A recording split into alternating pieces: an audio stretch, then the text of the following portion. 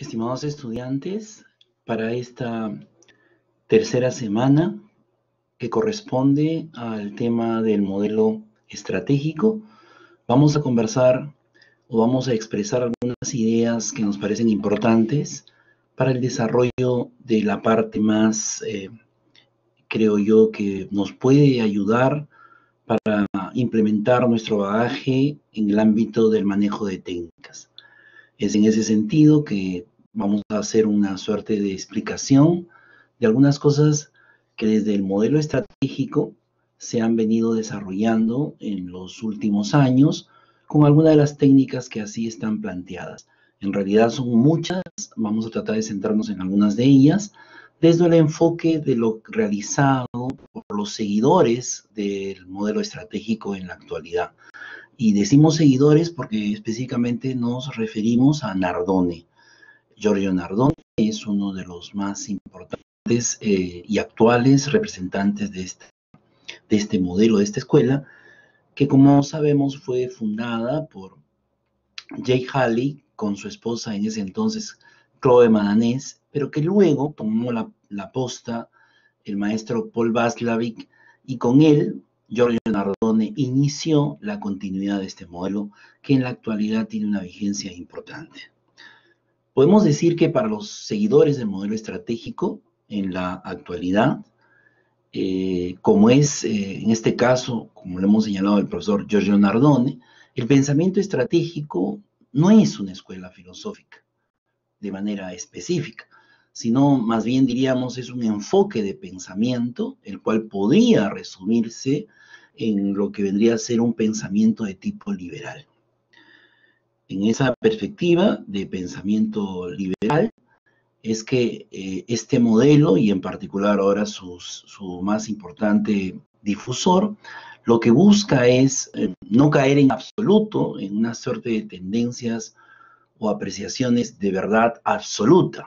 O sea, no es que la idea es que el terapeuta, el modelo o la técnica tiene la verdad per se, de manera indiscutible, sino que existe, pues, al entender este pensamiento liberal como una suerte de capacidad y elasticidad de pensamiento respecto a cómo funcionan las cosas, respecto a cómo se dan estas de manera pragmática en la vida, en el cotidiano vivir de las personas. Entonces, pues, esta forma de pensar, se podría decir que está sustentada en lo que se denomina el constructivismo radical, que fue una concepción conocida así por la expresión del propio Paul Václavic, ¿no? Que se consideró desde esa perspectiva una persona que era constructivista en el sentido de construir una realidad alternativa y radical porque de una u otra manera expresaba pues esta libertad de la forma de pensar. Resulta que esta concepción constructivista radical, podríamos decir, tiene un origen en el pensamiento griego, desde los presocráticos hasta los sofistas. Por ejemplo, cuando Epicuro manifiesta en sus textos, en sus escritos, algo como, por ejemplo, llegará un momento en el que creas que todo ha terminado y será el principio. O sea, de una u otra manera, pues estamos en una suerte de continuidad circular, que no hay un inicio ni un fin. El inicio es el fin y el fin es el inicio. Así también tienen pues en el mundo oriental algunas explicaciones, así como tenía en lo que vendría a ser la explicación de este constructivismo radical, una posición desde lo que es la filosofía de los griegos, también se sustenta pues en el mundo oriental en lo que se conoce con el nombre de la filosofía y del budismo zen. Por mucho que sople el viento, la montaña no se inclinará ante él, que son algunas de las concepciones del pensamiento, diríamos así, opiniones relativistas que tiene el pensamiento o el budismo zen. Zen es una palabra sánscrita, ¿no? Y que significa dhyana, y de la palabra china, chan, ¿no? En la práctica es la posibilidad que se tiene para concentrar la mente en un único punto. El resultado de este proceso de concentrar la mente, pues sería la autorrealización o la iluminación. En otras palabras, que nosotros podamos conocernos exactamente lo que somos, conocer nuestro ser. Hemos hecho esa distinción y en todo caso quisiera repetirla en el sentido de distinguir la importancia de actuar sobre nuestro ser, o mejor dicho, conocer nuestro ser y observar el comportamiento en nuestro hacer, que sería lo que en este caso cualquier proceso terapéutico tendría que intervenir sobre el hacer. Por lo tanto, no podemos diferenciarnos separados de los demás, somos un todo. La búsqueda de la autorrealización está motivada básicamente por nuestra ansiedad, por nuestros miedos, nuestros temores, que de una u otra manera van a ir alimentando nuestro ego y nos llevan a frustrarnos, a sentirnos mal en nuestra vida, en nuestra actitud cotidiana. Es así que desde su esquema histórico y filosófico, la terapia estratégica es una terapia profunda, ¿no? Que comprende, pues, estos aspectos, diríamos yo, primarios en su concepción epistemológica filosófica y en su concepción práctica en el sentido de tener un pensamiento liberal respecto a no cuestionar lo que piensa el paciente, sino utilizar todas estas formas de pensar para que puedan tener una posibilidad de salida y alternativa de manera estratégica, ¿no? Entonces, la terapia estratégica, pues, es una terapia, diríamos, directiva, ¿no? Y el terapeuta estratégico por excelencia va a ser una persona que influye de manera tal en la persona, de una manera directa y, diríamos, si cabe el término, contundente, ¿ok? Entonces, vamos a referirnos de este modelo terapéutico, la terapia estratégica, desde la perspectiva de Giorgio Nardone. Él es italiano, él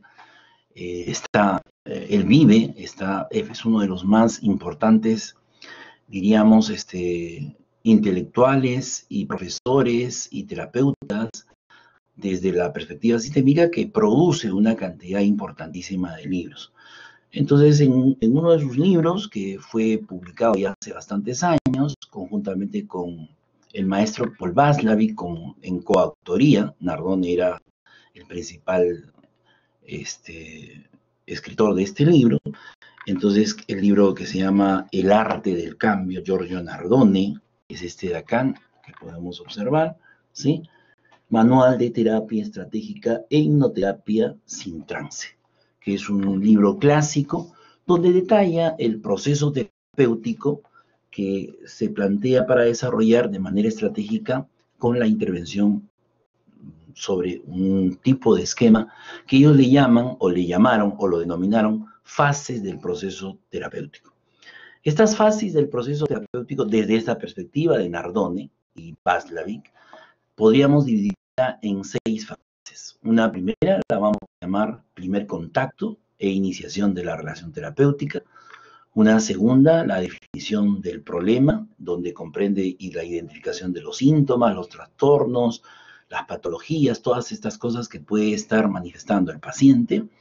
Y un tercer aspecto que sería los acuerdos sobre los objetivos de la terapia, teniendo pues una cuarta fase, la individuación del sistema en lo que vendría a ser su nivel perceptivo, cómo es que es percibido y cómo es la forma como reacciona, su nivel reactivo que tiene el paciente para que mantenga, ¿no?, el problema en su actividad cotidiana.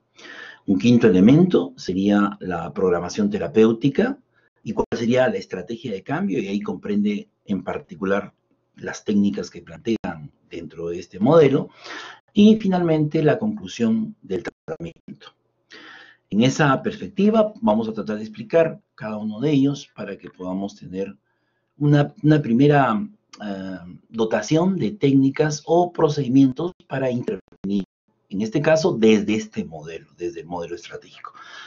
Hablamos un poquito primero del contacto, la iniciación de la relación terapéutica. Como habíamos referido, este modelo que tenía un sustento en la filosofía griega y en el budismo zen, pues Aristóteles decía desde su perspectiva, de la forma como interpretaba un inicio de un proceso, decía que un buen inicio es la mitad del trabajo. Entonces, bajo esa concepción, en este modelo estratégico, pues se pone énfasis en el primer contacto. ¿Cuál es el objetivo de esta fase? Es crear una relación personal donde prevalezca tres cosas: el contacto, la confianza y la sugestión positiva. El contacto porque es, pues, como todos conocemos de manera transversal, el momento cumbre de un proceso terapéutico, sea cual fuere la circunstancia, la concepción, la técnica, el modelo que uno quiera desarrollar. La confianza porque es la que nos permite de una u otra manera establecer en distintas definiciones, en distintas concepciones, lo que conocemos como el rapport, la llegada, la posibilidad de tener el nivel de aceptación, y es justamente una de las cosas que estratégicamente para este modelo es fundamental. Y la sugestión positiva tiene que ver básicamente con el origen de esta terapia. Esta terapia se dio dentro de una inspiración basada en el pensamiento de uno de los más grandes terapeutas, que fue Erickson, ¿no? Milton Erickson, quien era por excelencia una suerte de hipnotizador sin hipnotizar, ¿no? Entonces él desarrolla una suerte de estrategias y técnicas que nunca fueron escritas directamente por él, sino que escribieron sobre él, y él justamente viene esta suerte de hipnosis terapéutica sin hipnosis, ¿no?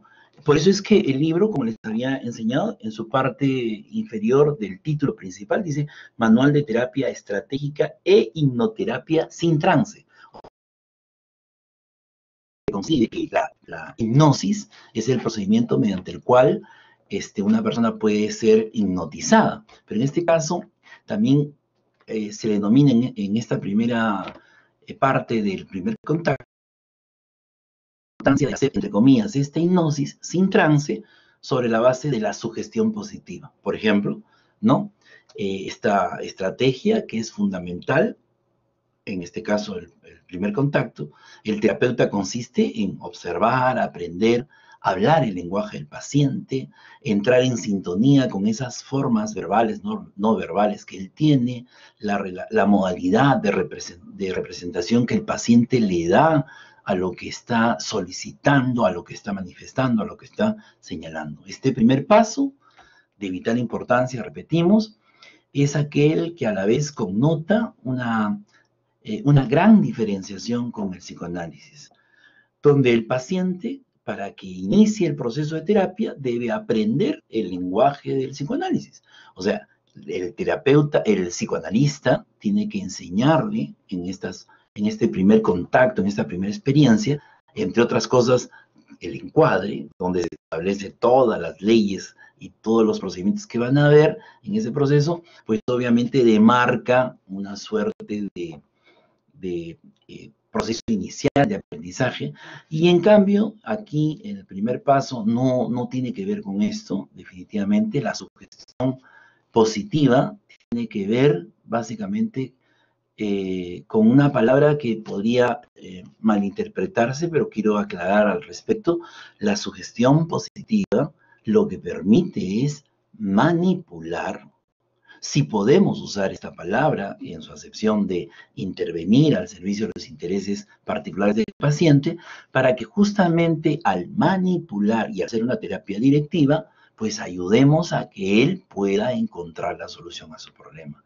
Manipular no en el sentido de que solucionamos el problema, no, sino manipular para que él pueda, ¿no es cierto?, a través de una serie de cosas que presentan los pacientes, ser utilizadas básicamente, paradojalmente, por ejemplo, la resistencia, que puede presentar el rechazo de no cambiar, para que eso sea utilizado manipulando, para que el paciente pueda crecer, resolver y salir de ese, entre comillas, situación que lo está perjudicando, ¿no?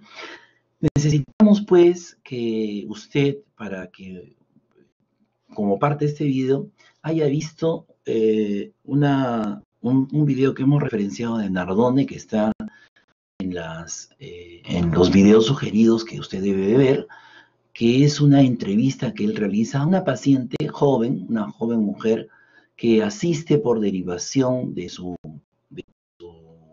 cirujano estético, quien le iba a hacer una nueva intervención quirúrgica en uno de los labios, el labio superior.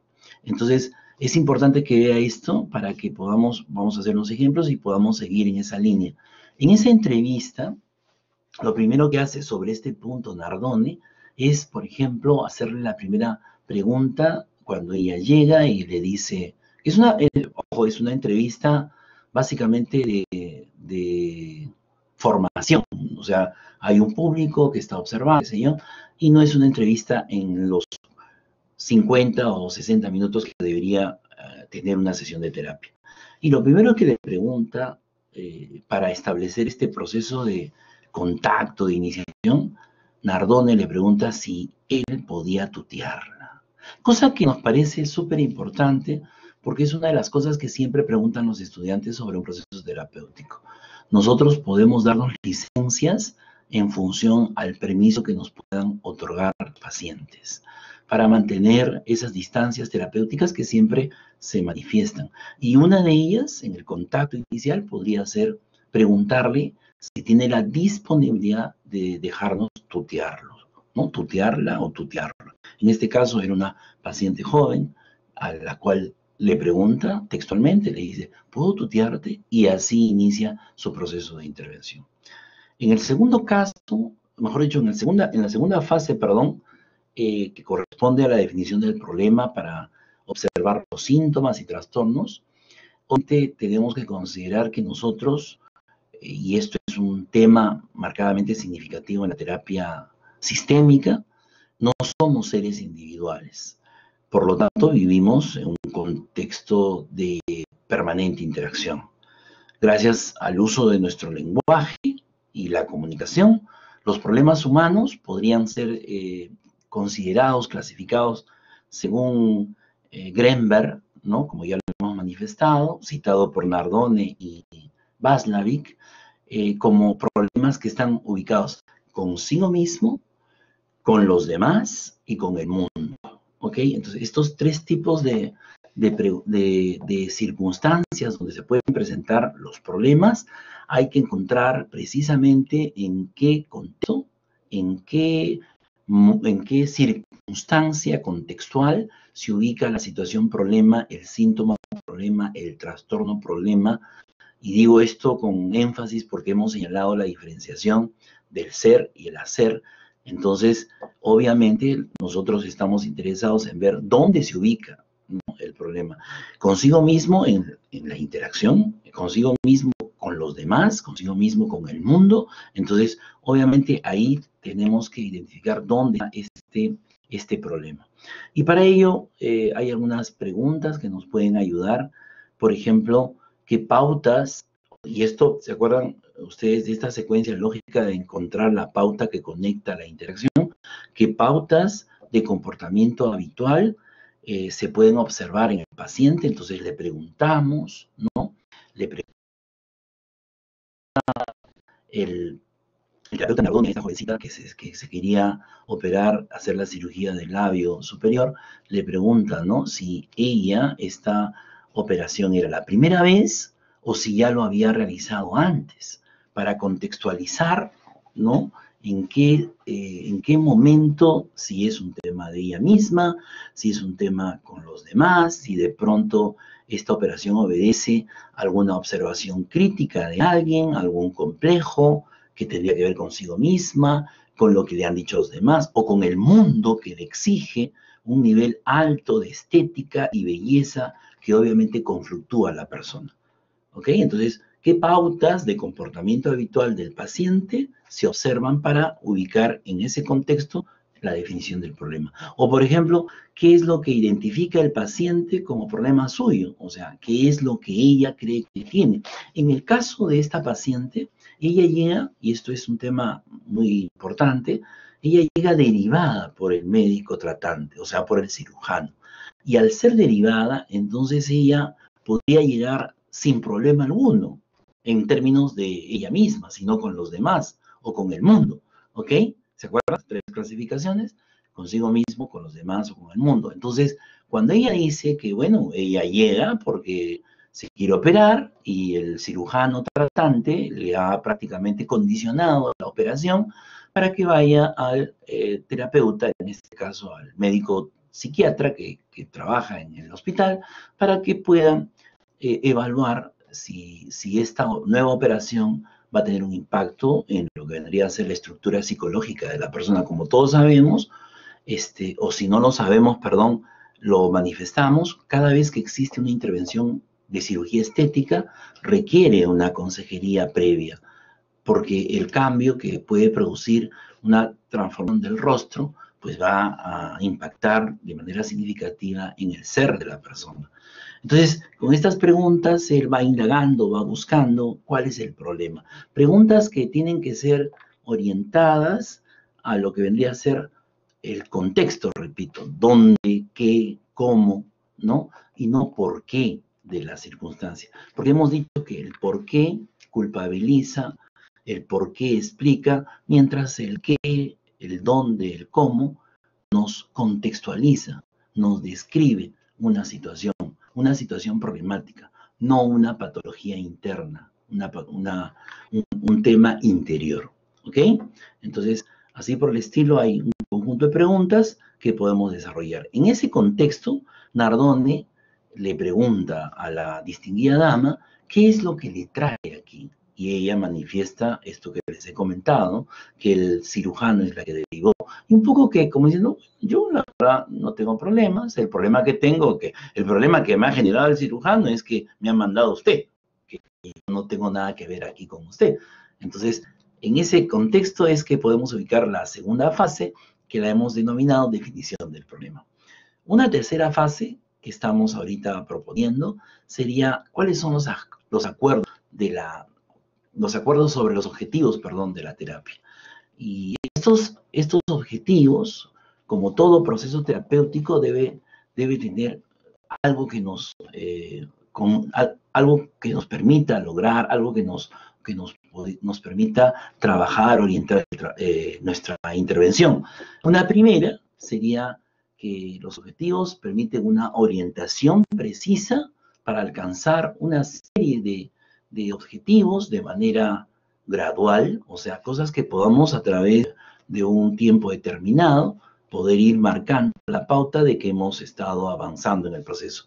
Y uno segundo, que los objetivos representan pues una sugestión, nuevamente esta palabra, sugestión positiva para el paciente en cuanto a la negociación y duración de la terapia. Por ejemplo, ¿no? ¿Por qué decimos sugestión positiva? Una de las cosas que siempre se da en todas las terapias es que el paciente pregunta en cuánto tiempo me voy a curar. Y ha pasado que sucede que hay pacientes que una vez preguntado esto, el terapeuta le puede decir, bueno, desde esta perspectiva, porque es una terapia breve, ojo, es una terapia que tiene un tiempo corto de duración, no es una terapia de largo alcance, es una terapia estratégica y directiva. Entonces, busca que en tiempos y espacios cortos se logren los objetivos. Entonces, el terapeuta estratégico le puede decir, curiosamente de manera estratégica, que necesita 20 sesiones para que ese comportamiento, esa conducta, ese problema se pueda solucionar. Inmediatamente se producen dos cosas. Una, que ya le estamos diciendo, ¿sabe qué? Su problema es solucionable y eso es estratégico y eso es obviamente saludable, ¿no? Para el paciente y que es alcanzable para el paciente. Entonces baja los niveles de tensión, manejo de la sugestión positiva. Y lo segundo es que la respuesta que puede dar el paciente es la siguiente, ¿no? Agarra y dice, ok, entonces quiero venir 2 semanas, de ser posible 3 todos los días, porque quiero que esto se solucione, ¿no? La ansiedad del paciente al extremo de pedir sesiones diarias, porque si en 20 sesiones me voy a curar, pues quiero 20 días seguidos de sesión para que se me quite esta ansiedad o el problema que estoy viviendo. Entonces, con esto, pues, con esta sugestión positiva se puede activar el proceso y se puede tener control y de hecho esto ya es terapéutico, ¿no? Entonces, y en ese sentido se refuerza la parte sugestiva con algo que ustedes conocen en sus estudios que hizo Rosenthal, sobre las expectativas que podemos originar en las personas cuando le damos información sobre su nivel de rendimiento, ¿sí? Por ejemplo, el terapeuta le puede decir, no, yo creo que tú puedes y eres capaz de lograr lo que nos proponemos. Estoy seguro que en 20 sesiones saldrás de esto. Por ejemplo, ¿no? Yo pienso que vas a resolver todos estos problemas y créeme, tengo una confianza, no sé, me das una impresión positiva de esta voluntad que tú tienes. Entonces, ahí ya estamos estamos sugestionando de manera positiva al paciente, porque estratégicamente es lo que buscamos, ¿ya? Entonces, este aspecto es sustantivo para los terapeutas estratégicos.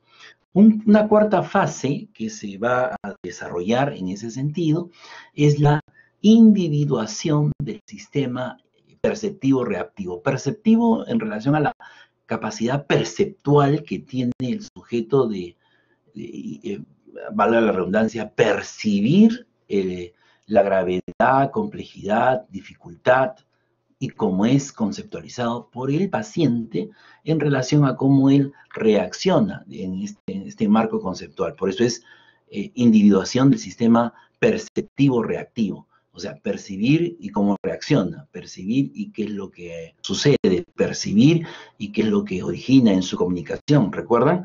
Hemos dicho comunicación igual conducta, comunicación, conducta, comportamiento equivalente a comunicación, y que es eso lo que mantiene el nivel del problema. Entonces, muchas veces en estos intentos que tiene el sujeto, el paciente, la persona, el ser humano, en poder resolver su problema, son curiosamente los que precisamente lo mantienen. Entonces, la solución repentinamente que ha intentado dar a la solución del problema, al problema inicial, se convierte así en el verdadero problema. El caso que me llama mucho a la memoria siempre es aquel que, en el caso de la pareja, que tiene el problema de su relación incompatible de caracteres y que ya no quiere continuar la relación conyugal o la convivencia, pero resulta que el problema es el divorcio o la separación, porque tienen bienes comunes. Entonces, obviamente, si el problema es que ya no se quieren, no se aman, la solución, pues obviamente es separarse. Pero la solución es el problema, porque la solución, en este caso, es ya no vivir juntos y todo lo que tienen en posesión es dividirlo. Y justamente eso es lo que no pueden hacer. O sea, dividir las posesiones. Entonces, algo que se convierte tan sencillo como la solución, perdón, se convierte en lo más difícil de hacer, separarse. Porque la casa no la pueden partir, los autos no los pueden distribuir, las acciones en tal o cual empresa no las pueden repartir y obviamente, curiosamente, no porque sea casual, dejo al último lugar el tema de los hijos, porque también ahí hay una suerte de incompatibilidad de cómo tener la tenencia de los hijos, ¿no? Entonces, la solución es el problema. En este aspecto, pues, hay que intervenir acerca de las soluciones disfuncionales utilizadas por el paciente para resolver el propio problema. O sea, ¿qué soluciones ellos tienen? O sea, ellos saben que la solución es la separación, pero hay que ver las alternativas al respecto, ¿no? Entonces, lo que hace, en este caso, el terapeuta estratégico es valorar de manera cuidadosa, caso por caso, si es más eficaz alterar de una u otra manera ese sistema perceptual que tienen de esa forma disfuncional de ver su comportamiento, su contexto, de manera individual, de manera colectiva, y producir una reacción en cadena que permita la modificación de todo el sistema relacional interpersonal y que se convierta pues en una acción eficaz de intervención sobre el sistema de las relaciones interpersonales, familiares, lo cual permite pues ampliar la terapia a otros sujetos que no están involucrados en la intervención. De modo que, como consecuencia del cambio de las secuencias interactivas en el sistema familiar, con todas las personas que intervienen, pues cambie también el sistema de percepción reacción que tiene la persona de manera individual. O sea, esta visión que tiene, que es estrictamente individual, está involucrada en su sistema familiar y que forma parte de la problemática. No es una cuestión estrictamente individual, como hemos señalado. En el ejemplo de Nardone, con la paciente que se quería hacer la cirugía, lo que hace en este punto Nardone es indagar qué soluciones ha tenido ella respecto a esta operación. Y ahí ella refiere pues que ha hecho otras operaciones estéticas, como por ejemplo, que no era la primera, que ya había tenido una anterior operación por el mismo cirujano, que le había dado, ella se había hecho un agrandamiento de senos, lo cual, ante la pregunta de Nardone, ella confirma que había quedado satisfecha. Entonces, esta solución, que en un primer momento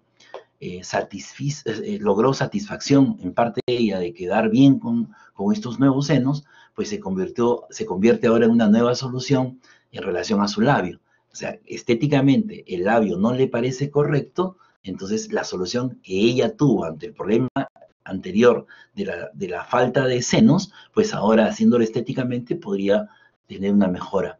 Esa observación sobre este tema de reiterar la solución de un problema hacia otro problema que aparentemente podría ser la misma solución, es lo que le plantea Nardone, de cómo nuestra capacidad perceptual que tenemos sobre un problema, podemos creer que puede ser la misma en otro problema. Si bien es cierto, quedó bien con los senos, no sabemos si quedará bien con los labios. Es lo que trataba él de explicarle. Y que de una otra manera necesita que otras personas también puedan percibir si es que en realidad tiene esa dificultad en el tema de sus labios superiores o de su labio superior. Ok, la quinta fase de este modelo estratégico de intervención corresponde pues a la programación terapéutica y a las estrategias de cambio propiamente dichas, lo que llamamos pues las técnicas, ¿no? Las acciones, estas estrategias de cambio las vamos a considerar en dos categorías, ¿ok? Una primera las vamos a llamar acciones y comunicaciones terapéuticas. Y una segunda las vamos a llamar, en este caso, lo que van a ser las prescripciones de la conducta. En el primer caso, vamos a encontrar, o sea, en el primer caso que hemos señalado, acciones y comunicaciones terapéuticas, vamos a encontrar un total de seis técnicas, ¿ok? Que vamos a tratar de explicar brevemente, de manera sencilla de ser posible.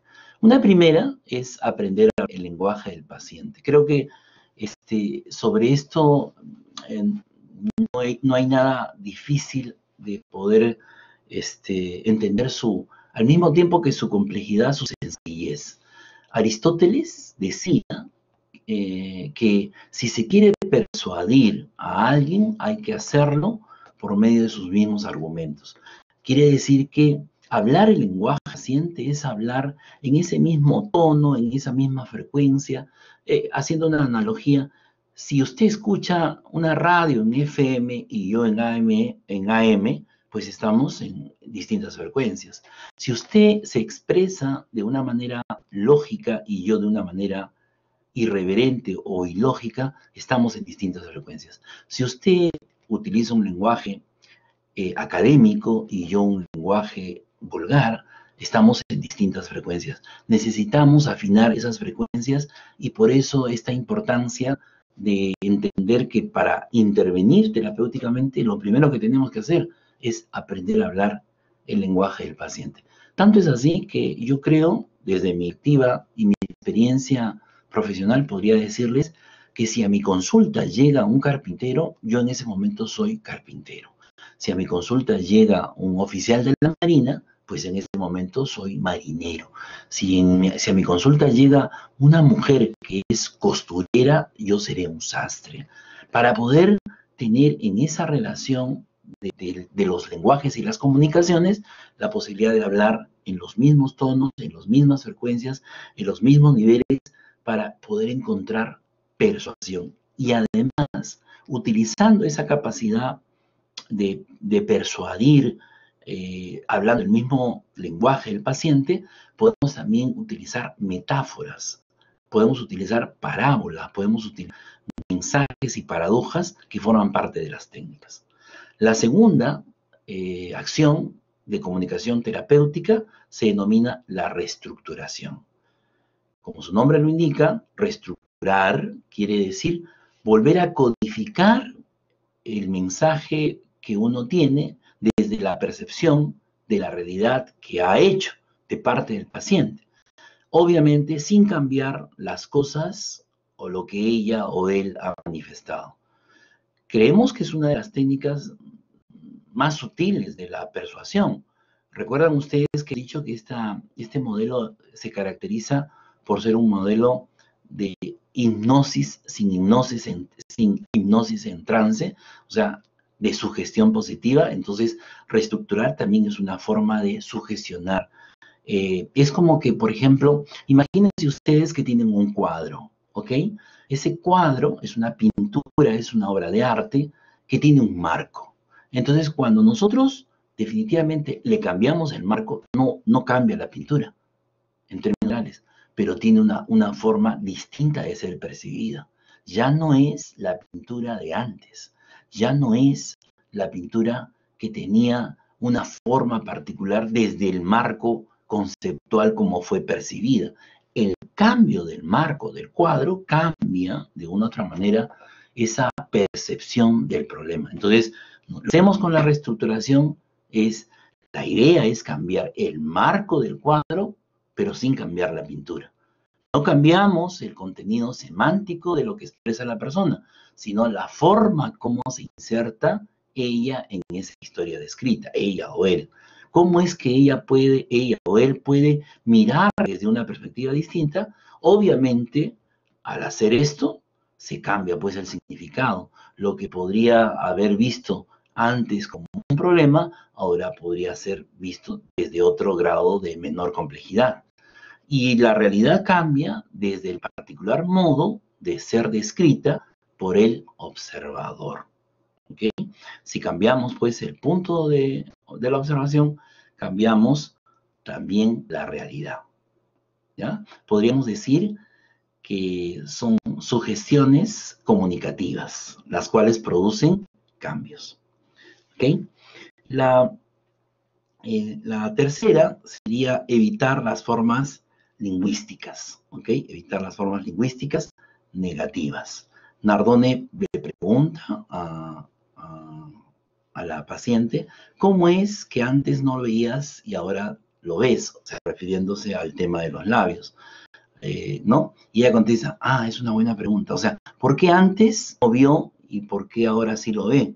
Obviamente, cuando enunciamos formas negativas, ¿para qué te vas a operar los labios si te ves muy bien? Sería totalmente contradictorio. Cualquier forma negativa planteada así no va a ayudar para la intervención. En el caso de la práctica de la hipnosis, cuando se desarrolla, también se ha observado que en este caso las formas negativas producen rigidez y resistencia. Entonces, lo que hay que hacer es activar formas positivas confirmando lo que ellos dicen, lo que ellos hacen. Tratemos de explicar eso, ¿no? O sea, tratemos de poder darle ese contenido, ¿no? Por ejemplo, existen unos padres castradores, unos padres que diríamos en términos mucho más conductuales y no psicoanalíticos, muy sobreprotectores, ¿no? Entonces, si nosotros vamos a juzgarlos, criticarlos, vamos a darles con palo, como decimos criollamente, pues ellos van a sentir molestia. Pero si nosotros decimos, miren qué bien, hasta estos momentos ustedes lo han estado haciendo perfectamente, qué bien que su hijo ahorita esté en esta circunstancia, gracias a su preocupación, gracias a su manera de que ahora que ustedes han dado para que él asuma responsabilidad. ¿Qué les parece si ahora, no es cierto, podemos nosotros dar una nueva oportunidad para que él aprenda a ser responsable? Y entonces esa forma de buscar ese contenido negativo de que son padres castradores o son padres súper sobreprotectores no funciona. Entonces hay que buscar lenguaje mensajes y formas de evitar mensajes lingüísticos de carácter negativo. El cuarto aspecto, que sería el uso de la paradoja, de la comunicación paradójica, podemos resumirla en un caso que se presentó referido por Nardone, en un caso histórico de una noticia allá por los años 30, donde un tipo se lanza de un puente hacia el río Danubio y ante el grito de la gente corre un policía para observar qué es lo que había pasado, y al ver que el hombre había caído y estaba ahí en el río y se estaba levantando, inmediatamente lo apunta con su rifle y le dice que salga del río, no le dispara. Entonces el tipo sale del río y obviamente se evitó que se suicide, perdón, pero curiosamente no quiso ser que lo mataran. Entonces, este tipo de cosas se puede producir en la terapia, ¿no? Una suerte de trampa lógica donde se puede plantear una serie de situaciones contradictorias que el paciente podría o tendría que saber cómo responder. El quinto sería el uso de la resistencia. El modelo estratégico, a diferencia del modelo psicoanalítico, usa la resistencia para el cambio. ¿Y cómo así? Se genera lo que se llama el doble vínculo terapéutico. Entonces, en el cual se lleva al paciente a una situación paradójica. Esta situación paradójica es utilizar la resistencia, la rigidez que manifiesta para no hacerle caso al paciente, señalándole, ¿no? La resistencia se convierte en una suerte de cumplimiento que él va a hacer. Por ejemplo, un paciente que se resiste. Mire usted, yo creo que había buenas soluciones para atender su problema. Es más, hay un conjunto de técnicas específicas que le dan solución a su problema, pero creo que usted no está, en este caso, facultado para poder asumirlas, ¿no? Es más, por sus características personales, creo que usted no es capaz de librarse de ese problema.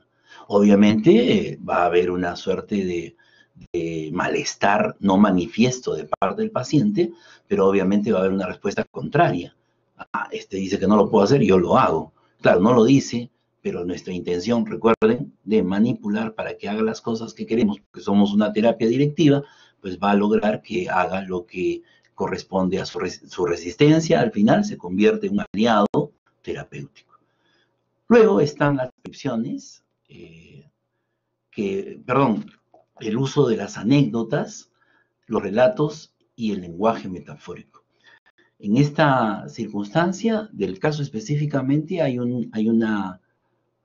Nardone le cuenta una anécdota a la paciente, ¿no? Le dice, ¿conoces el juego de las cajas chinas?